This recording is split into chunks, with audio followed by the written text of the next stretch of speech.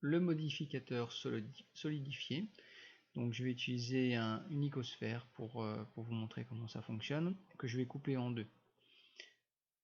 Je vous explique juste après pourquoi. Donc je rentre en mode édition, je veux couper ici mon icosphère. Le seul problème c'est que je n'ai pas de point là, j'ai pas de point là, j'ai pas de point là, donc il va falloir que j'en crée. Donc pour couper, on a vu l'outil couteau. Et le mieux c'est de se mettre quand même encore en vue en fil de fer. Donc on appuie sur K pour l'outil couteau et Z pour dire qu'on va couper à travers tout. Et on fait une découpe.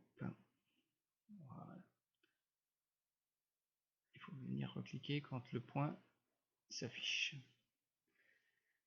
Et ne pas oublier de faire Entrée pour dire qu'on vient de découper.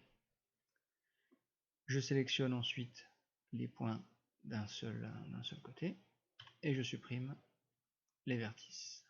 Voilà. Je me retrouve avec une demi icosphère qui est complètement, mais alors là pour le coup, totalement inimprimable. On ne peut pas l'imprimer. Pourquoi? Parce que dans les modèles 3D, ici, ça n'a pas d'épaisseur.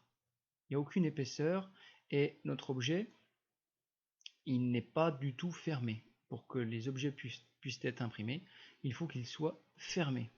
Et là, on a un gros trou. Pour le coup, c'est vraiment un gros trou que l'on vient de faire. L'outil que nous allons donc, le modificateur que nous allons donc utiliser s'appelle solidifier et va nous permettre, ici on le voit apparaître, de créer une petite épaisseur ou une grosse épaisseur en fonction de ce qu'on veut. Donc c'est ici que nous allons pouvoir gérer l'épaisseur.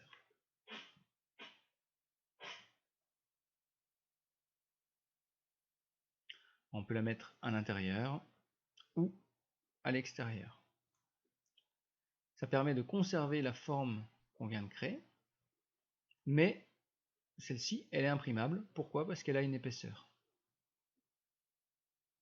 Voilà. Donc c'est quelque chose qui est de nouveau fermé.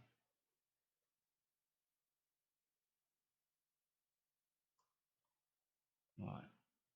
On ne gère pas trop bien la texture parce que tant qu'il n'a pas été appliqué, il va avoir un peu de mal à gérer la texture.